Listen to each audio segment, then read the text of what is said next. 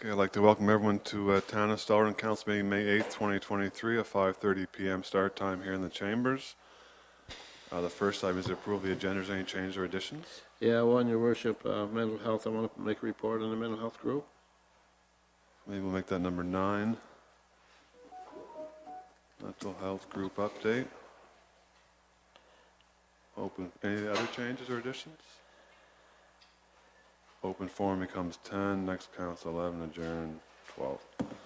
Okay, with that, can I have a motion to approve, please? So, I'll second that, Your Worship.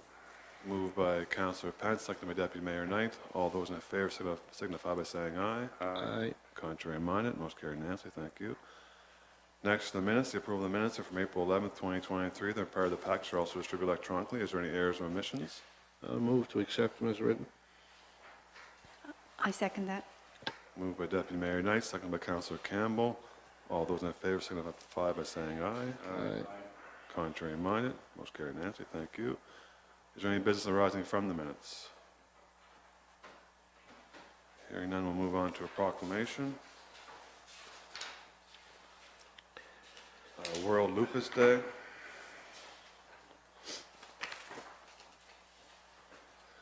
Whereas lupus is a serious and incurable autoimmune disease that can cause life-threatening damage to any organ in the body, and whereas lupus is a global health problem that affects millions of young women, men, and children of all nationalities, races, ethnicities, genders, and ages worldwide, and whereas many physicians worldwide are unaware of symptoms and health effects of lupus, causing people with lupus to suffer for many years before they obtain a correct diagnosis and medical treatment, and whereas medical research efforts into lupus and the discovery and development of safer, more effective treatments for lupus patients are underfunded in comparison with a disease of similar magnitude and severity, and whereas people with lupus need access to medical specialists and high-quality multidisciplinary care, including emotional, psychological, and social care, and whereas people with lupus will face a lifetime of living with the unpredictable and life-changing health effects of this disease, and whereas it's a deep, unmet need worldwide to educate and support individuals and families affected by lupus, and whereas there is an urgent need to increase awareness of communities worldwide of the devastating impact of lupus, now therefore be it resolved that May 10th, 2023 will hereby be designated as World Lupus Day, on which lupus organizations across the globe call for increase of public and private sector funding for medical research on lupus, targeted children education programs for health professionals, patients in the public, and worldwide recognition of lupus as a significant public health issue. Proclaimed for the 10th day of May 2023. With that, can I have a motion to approve, please? So move. I second. Moved by Councillor Pence, second by Councillor Wan. All those in favor, signify by saying aye. Aye. Contrary minded, most carried. Nancy, thank you. And we'll move on to item 5, the presentation from Matt DeLorme from Climate Change Summit. Hi, Matt. Hi, everyone. How are you doing this evening? Good. Good. The floor is yours. Excellent. And I do want to be respectful of your time, so let's dive right in. You should see a big screen that says Victor Climate Summit. Do you? Yep, we see it. Okay, great. So, as I'm sure you're all aware, we are having a Pictou County Climate Summit on June 3rd at the Pictou County Wellness Center, and Stellarton's one of the participants. I thought that I would just go through a reminder of where this came from. This is part of a program through FCM, delivered through their Municipal Asset Management Program, which is funded by Infrastructure Canada, and delivered by FCM. So what is the reason for doing this? When we first came up with what we were doing, as you know, AIM Network is an infrastructure management organization. That's our goal. We noticed a few things over the last 7 or 8 years that we've been doing this work. One was that there was a real need for increasing community involvement in infrastructure decisions. We from too long ago sort of took the approach that we're going to go out, build infrastructure, get people the water supply they need, and then try to forget about it.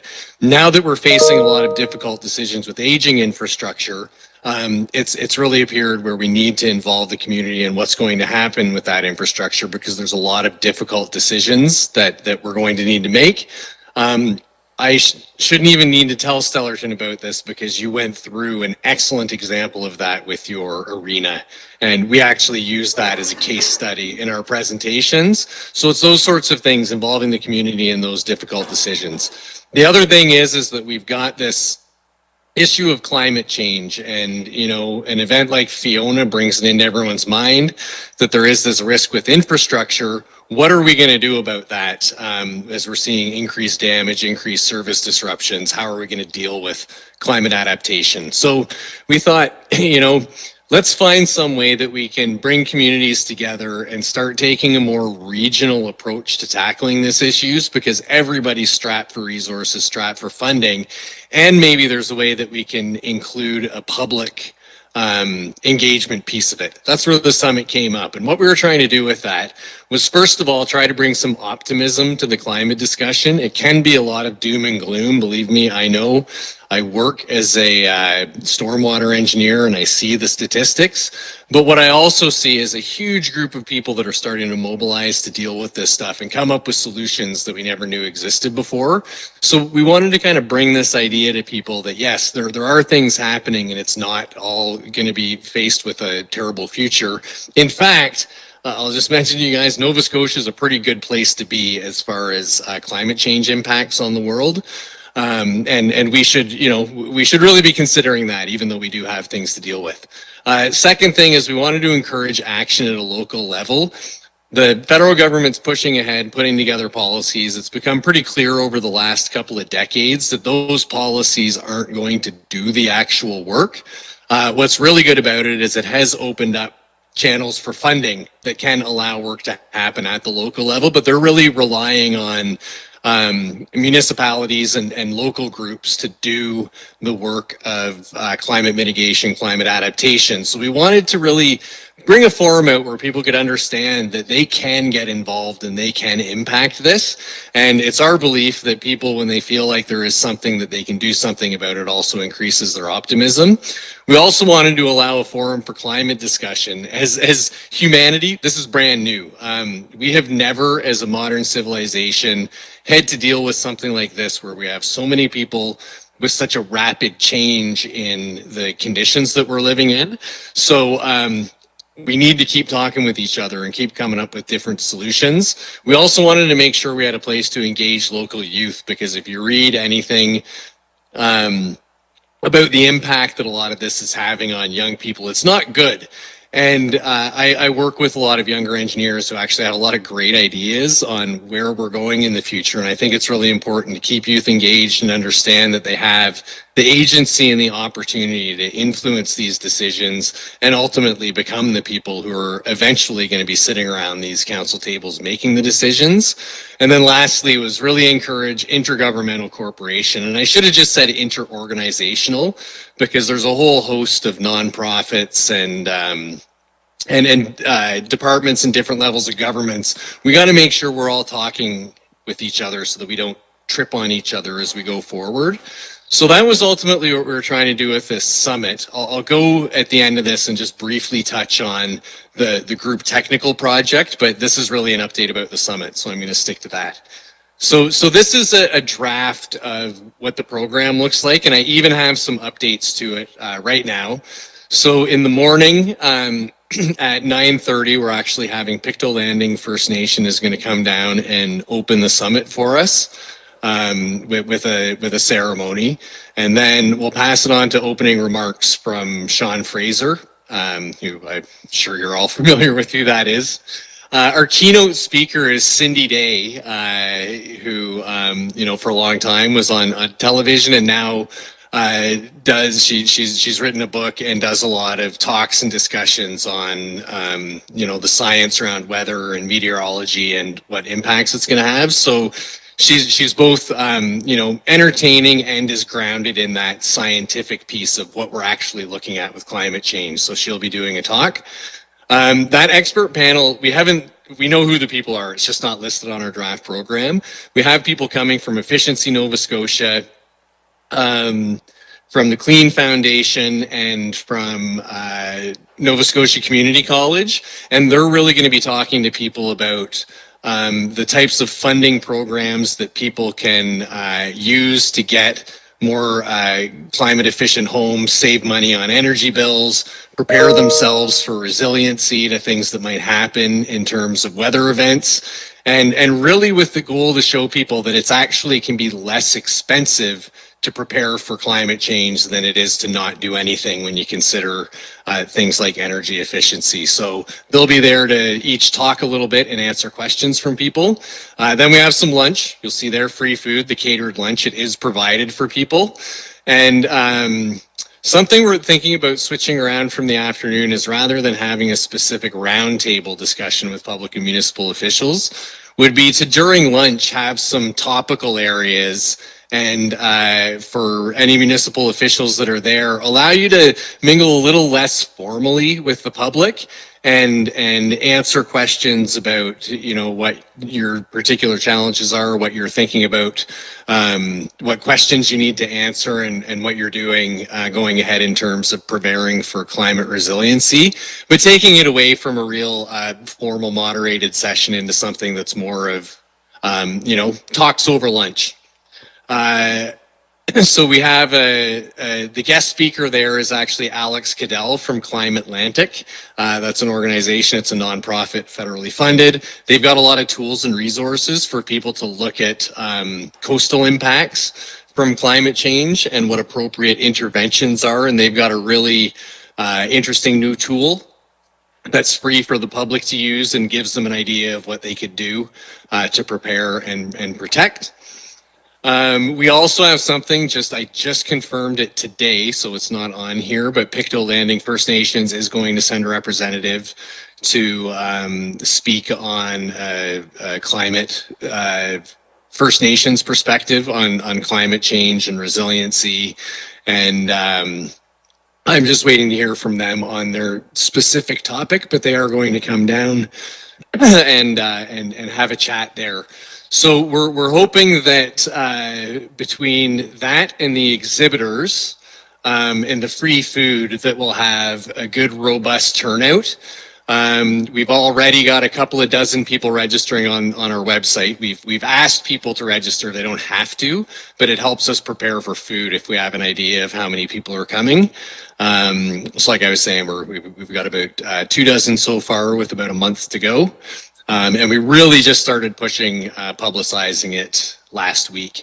So these are the exhibitors list. People are going to have tables there. You can see that it's really got a lot of people who work in financing, climate efficiency work, or with like climate adaptation, or Climate Atlantic, Transcoastal Ecology Action Center, people who help with climate adaptation. We've got places like Sunkist Energy, New Glasgow, people who are actually industry contributing to moving us forward into the new communities in a climate change world. Industries like Nova Scotia woodlot owners and operators who are starting to adjust what they're doing. Some of the emergency response people, Canada Red Cross. So you can see we've got a pretty robust slate of people coming out to exhibit here and really push some information out to the public, both on things to know what's happening in their community and also to know how they can participate or how they can actually take advantage of some of these programs and organizations to really encourage that action at the ground level. These are our latest. There's actually a little bit of an error on our sponsor list here. Some are just participating people. But some are sponsors. So the Wellness Center is providing the space. Sunkist Energy and Torchlight and TNB have contributed to help us pay for some of the food and some of the giveaways at the summit. Net Zero Atlantic is actually an exhibitor, as is St. FX, not sponsors. You also see there that we have Next Ride coming out. With their electric vehicles so that people can take electric vehicles for a test ride and get some more information on them if they would like. So that is the sponsors. Yeah, and so really why we've reached out to sponsors is under the FCM program. They have under their funding guidelines some very specific places that we are allowed to spend in terms of getting venues, One odd little restriction they have is that we can't get anything that's like a giveaway or a food for people who are not municipal representatives, because they're really focused on, Federation of Canadian Municipalities, on funding things for people who are elected officials or municipal staff. So that's why we came up with the reaching out to sponsors solution, because we know how important it is to have free food in an event to get people out, and also we wanted to have some kind of giveaways. We're getting little kind of organically made tote bags for people to use for their groceries and things with the Climate Summit logo on it.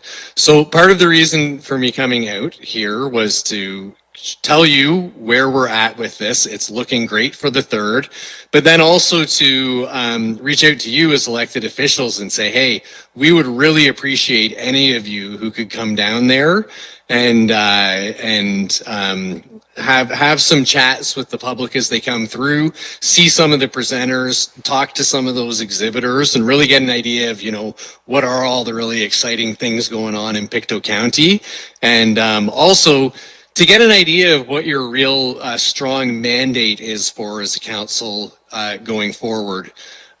Because the last piece before I exit is that we're also in parallel with this doing a joint project where we're setting up a standard way to assess your at-risk vulnerable infrastructure from climate change, basically doing a risk assessment that builds on your existing risk assessments and seeing how that's going to change.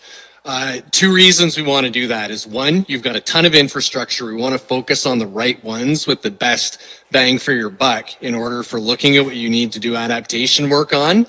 And 2, we want to give you some background for January 2024. There's going to be a bunch of funding released for adaptation related projects, and we want you to have some ammunition in hand to do up those applications and just slide in the report with this as your justification that you've done a risk assessment, you understand what the costs are, then you understand what your priority projects are for climate adaptation, and hopefully be ready for you to be right at the front of the line for those funding applications come next January.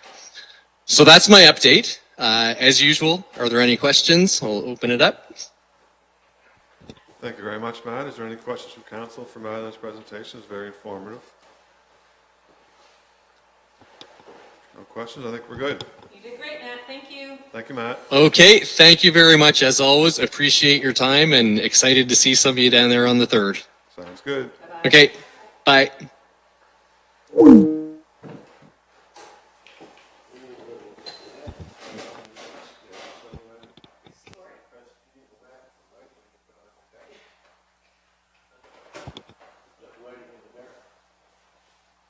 Okay, so thanks to Matt for that. We'll move on to reports from staff. 6A is Chief Mark Hobeck, the Stellarton Police Service.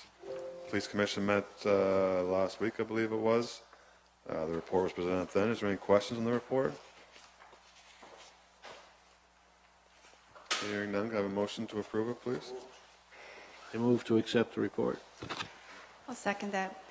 Moved by Deputy Mayor Knight, seconded by Councillor Campbell. All those in favor signify by saying aye. Aye. Contrary minded, most carried unanimously. Thank you. 6B is Fire Chief Mike O'Sullivan. I move the report as written, Your Worship. Then second that motion, Your Worship. Moved by Councillor Pence, seconded by Deputy Mayor Knight. All those in favor signify by saying aye. Aye. Contrary minded, most carried unanimously. Thank you. 6C, Paige Draper, Marketing Communications. I'll just highlight a few things. The Heritage Room, the 3rd floor of the library building, is nearing completion. Should be ready for a soft and full opening. Council will be hosting a reception there during homecoming. We're looking at Sunday, July 30th from 5 to 7 p.m. The Heritage Room will be up and running at that time. We'll be proud to show it off. May is Gaelic Nova Scotia Month. To commemorate this, we held a flag raising in Town Square on May 1st. The Gaelic flags there flying right now beside the Canadian Nova Scotia flags. May is Lyme Disease Awareness Month. To commemorate this, we'll be lighting up Town Hall with green lights throughout the month. So if you drive by and see the green lights for Town Hall, it's for Lyme Disease Awareness. And the last I wanted to highlight was what Matt just talked about, the Pictou County Climate Summit. So Any questions or further comments on that report? I move the report as written, Your Worship. I'll second that. Moved by Councillor Pence, second by Councillor Wan. All those in favor, signify by saying aye. Aye. Contrary minded, motion carried and answered, thank you. 6D is Blaine Murray, Town Engineer. This is the Public Works and Engineering and also the Water Report. Just wanted to highlight that the water meter project is approximately 79% complete and anticipate the installation will continue until the end of May. So we're getting there as far as installation. We're almost done with that. That's a big project. Any questions or comments besides that? No, I just want to thank the Public Works for their work on the cleanup after Fiona. It's a lot of work. It's seems slow, but there's also so many other things that's being done. But I do appreciate what they're doing. Thank you. Thank you very much, I so Councillor. move. The seconder? I'll second that motion, Your Worship. Moved by Councillor Wan, second by Deputy Mayor Knight. All those in favor, signify by saying aye. Aye. Contrary minded, motion carried unanimously. 60 is known as the Lori, Active Living Coordinator. Just wanted to mention the Volunteer of the Year was held on April 27th, the Town of Stellarton at the Stellarton Fire Hall. It's the first step since 2019. I want to thank all our nominees, Janie Linthorne, Dwayne Cameron, Mary Rosema, and 2023 winner Trevor Boudreau. I'd also like to acknowledge our 2022 winner Tracy Hale, 2021 winner Tanya Alford Cowley, and 2020 winner Bill Colburn. As mentioned, the homecoming is from July 26th to 30th, both Page and No are working on that. Any further comments or feedback on the report? No, just to mention that we did have a meeting of the homecoming. Everything's going well, and Paige is out there beating the bushes to get some private investment in it. So it looks like it's going to be a success again this year. Excellent, thank you for that. Could we have a motion to approve that report? So moved. Second. Moved by Deputy Mayor Knight, seconded by Councillor Wan. All those in favor signify by saying aye. Aye. Contrary minded, most carried and answered. Thank you. Item 7, correspondence. There is none. Okay. Item 8, Committee of the Whole report. Following recommendations are for council's consideration from the Committee of the Whole meeting held on April 24th, 2023.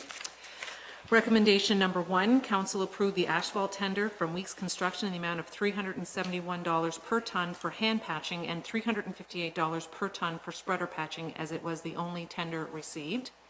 Recommendation number 2, council accept for information the Claremont upgrade tender in the amount of $2,090,867.50, HST included, from SW Weeks, as it was the lowest received. To also accept the Kirk upgrade for information in the amount of $2.299632 from CF Construction, as it was the lowest amount received. The final decision of the upgrades will be determined at budget deliberations, as there is a question posed to the province of Nova Scotia as per the funding allowance. Okay, thank you. Can we have a motion for that? I'll second that motion. Moved by Councillor Pence, seconded by Deputy Mayor Knight. All those in favor signify by saying aye. Aye. Contrary minded, motion carried. Thank you. Item 9, mental health group update. Deputy Mayor Knight. Yeah, thank you, Your Worship. As you know, I was asked to go on the committee representing Stellarton on the mental health update crisis. And as everybody's aware, there's a constant loss of lives through an unfortunate. But we have been meeting with the government, and we had a meeting with the hospital staff, or the people in charge over there, and the president, and I don't want to bring up names, it was two ladies, parents of a boy that was 21 and a boy that was 16 that took their lives. And they went over what they went through and the lack of support that they had here in Nova Scotia.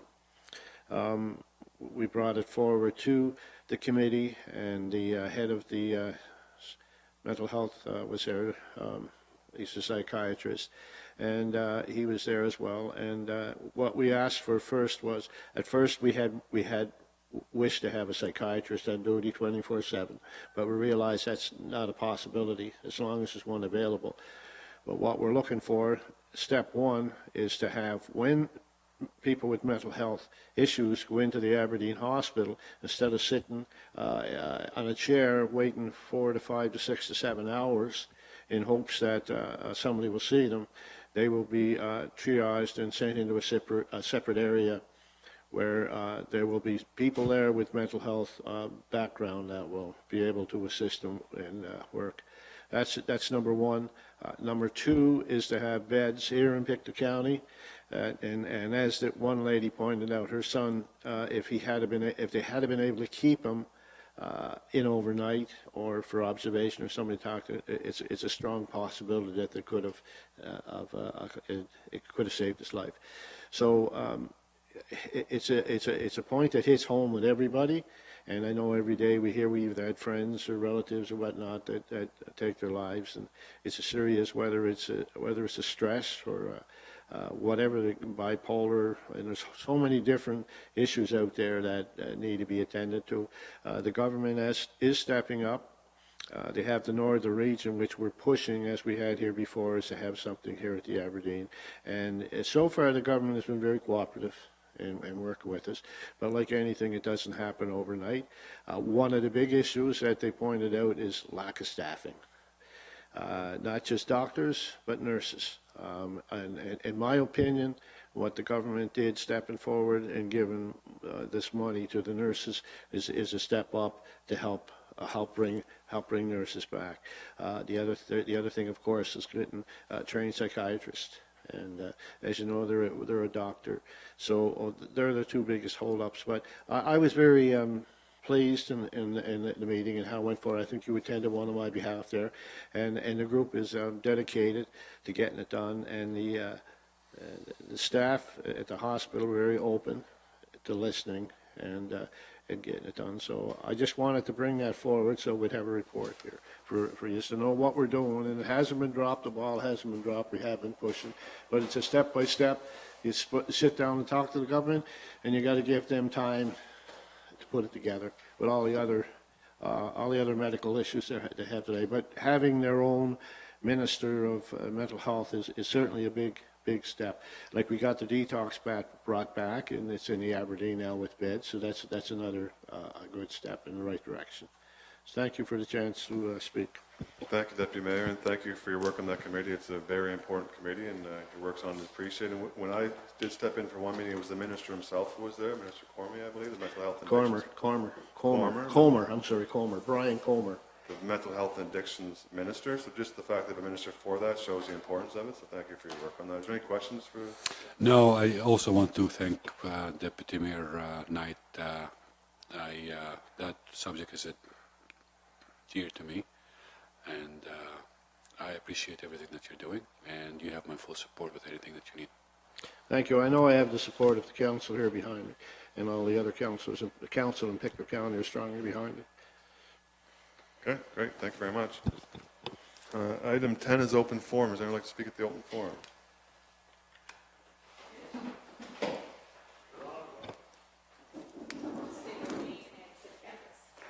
Robert Pence, 89 Poplar. I was here 2 months ago about what was happened up behind my property, and the initial shock is over now, but the mess is not cleaned up. There's a pile of wood in that field that's going to turn into tinder, and there's a chance of fire. I mean, there's a lot there, and we've been looking at this as neighbors for the last 70 days, and nothing has been accomplished, not even anybody up to look at it. So is there any intentions with the town to clean this up? I mean, the damage is done, and we all understand that the trees are gone, but you can't leave it looking like this forever. It's not usually a back and forth, but yeah, we do have plans to try to clean up some of those areas, make them look more presentable. Right. All right. That's what I was wondering. Thank you. Yeah, as I mentioned earlier, Public Works has a lot on the go at this point in time, just because of the seasonality. But they have done some progress, and we assure you that it's gonna all be done. Okay. No, I'm Just some patience. Just if you're looking at it every day, it's not very pleasant to look at. Thank you. Thank you. Okay, next council meeting is Monday, June 12th, 2023 at 5:30 p.m. start time here at the Chambers. I'll ask for a motion to adjourn, please. Thank you, Councillor Pence. Meeting adjourned.